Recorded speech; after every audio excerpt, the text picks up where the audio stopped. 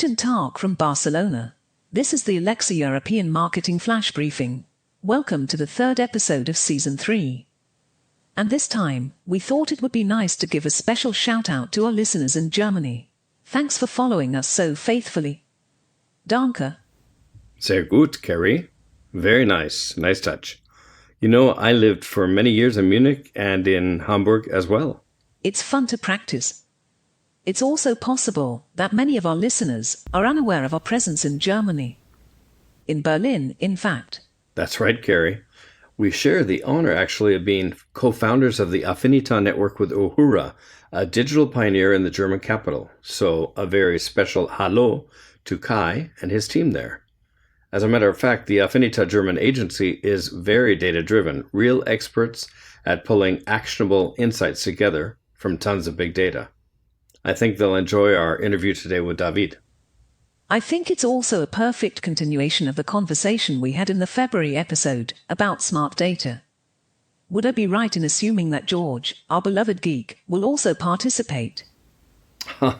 You are too fast for me, Carrie. How did you know? Besides, we've got Anna and Leslie on vacation for Easter. Henry too. Could you tell us a bit about our guest? I understand he is a real expert in the digital media space here in Spain. Yes, he really is. David Lahoz has accompanied the digital revolution since the early days of the internet on an international level. With more than 23 years of experience, he has participated in all of those big changes, in the front row with advertising agencies, creators of digital products, digital media sales, and large media centers. So today, this practical knowledge and his extensive experience allow him to give all of us a pragmatic vision of this new landscape of smart media, highly segmented and programmed.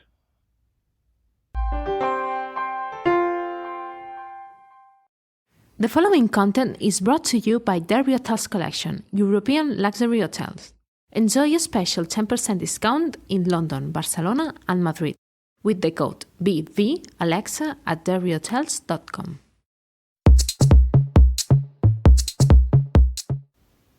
David, thanks so much for your time. You know, as we prepared this segment, my team commented to me that digital media seem very dense, scary even. Perhaps this is why not all campaigns work for brands. In your experience, which is considerable, what are the most common mistakes we make when planning, buying, and managing media campaigns? The main mistake made when running paid advertising campaigns is working in silos. Digital media are very complex, and to be the most efficient and effective, we must understand actions as ecosystems. Working all teams, strategy, creativity, and media together from the beginning is vital. We must all be aligned with the objectives. Define key points, indicators, and tools to measure it. The definition of our target audience. Which devices, platforms, and formats are aligned with the objectives of the campaign. Usually, the media teams work on the campaign at the end of the work process, limiting the richness of planning and the potential for success. David, this is George, part of the voice services team here in the agency. I think you have truly hit the nail on the head. And you're right, the media teams need to be involved from the very beginning. Good point, George. Those departmental org charts, organigrama, as we call them here in Spain, still have far too much power. Spot on. A big part of a company's digital transformation, without a doubt, is a complete reorganization that is transversal, instead of top-down. One thing I would add is that such transversal teams will be especially effective as they abandon those hermetic silos. As long as they are customer-centric, of course. I could not agree more, Carrie. That's our focus here in the agency.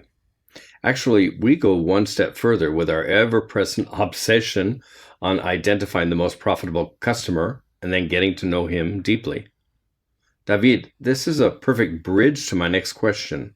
Now that we know how to avoid typical mistakes, what is the most strategic and cost-effective way to achieve optimal results? You know, awareness, notoriety, conversions, purchases, loyalty, etc. All kinds of brand communication are competing for a precious resource, the attention of people. Therefore, we must be as relevant as possible. It can only be achieved by thinking in the context of the consumer. The segmentation capacity of digital media through data is very high. And if we clearly define the consumer context, then we will send the correct message in the correct place and at the right moment to maximize the success of the action. Please pardon my interruption, but how exactly can we define the ideal consumer context, as you call it? The context will be defining various ingredients. And what point in the funnel is the consumer? His vital moment. Understand what interests them and what kind of messages will be relevant to them. And of course, in which devices, platforms, and formats are more appropriate to send these messages. The media plan must be cooked with all these elements to be the most relevant as possible and generate the desired engagement.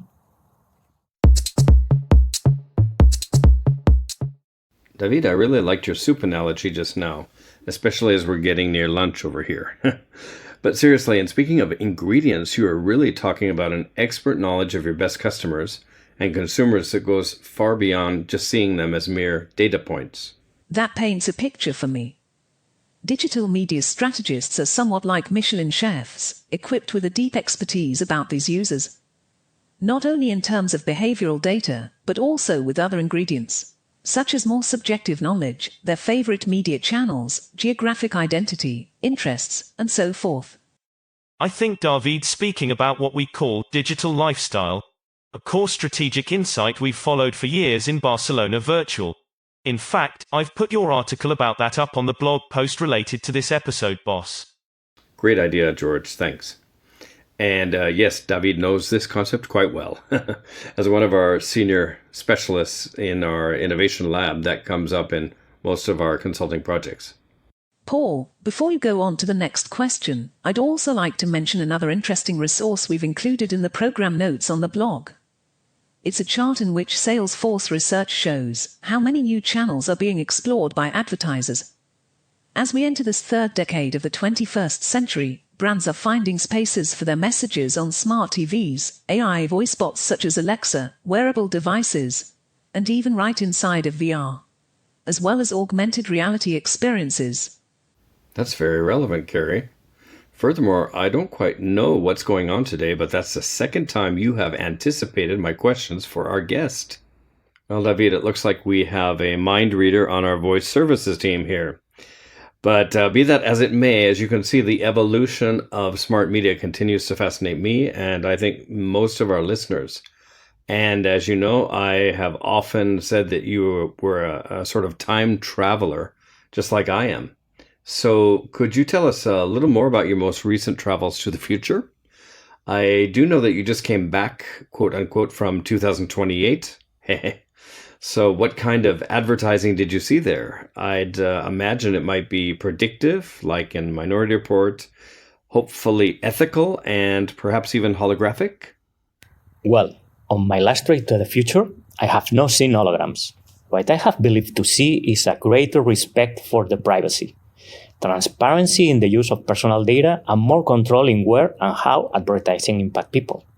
And business models in which the consumer benefits from being impacted by relevant advertising with reductions in the carbon footprint of the use of digital media. Grand. It's good to know that our cookie conundrum will be solved. And a relief that GDPR might be a bit less tiresome in the future as well. I've also seen a worrying monopoly in the advertising market by a handful of global companies. And that trend is bad for brands, but also for all of us because it limits our ability to have several resources of information.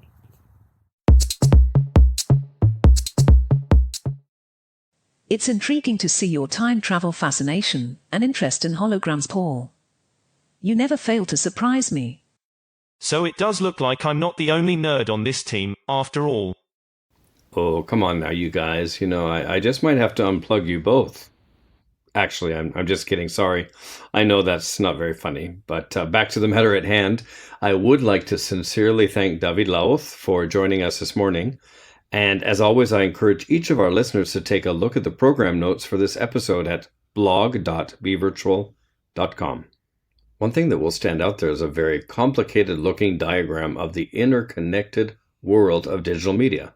Now don't be frightened. Just remember David's wise words in this short chat. It's not essentially all about technology, not about multiplying your message on as many channels as you can possibly find. It is about relevance and, more, context, being a useful and personal part of your customers' lives. And if you enjoyed this interview, please remember to check out our other flash briefings in the Alexa section of our blog. Many of the episodes include very interesting chats with European innovators and entrepreneurs. Till then, goodbye from Spain. And just a quick note for our listeners, we'll be back again very soon with more innovation in European marketing on our Alexa Flash Briefing. I also hope that you'll be sure to join us at the blog at blog.bevirtual.com. Look for the Alexa section, and that's where you'll find many of the resources, not only for this particular episode, but for all of the previous episodes. So goodbye and talk again soon.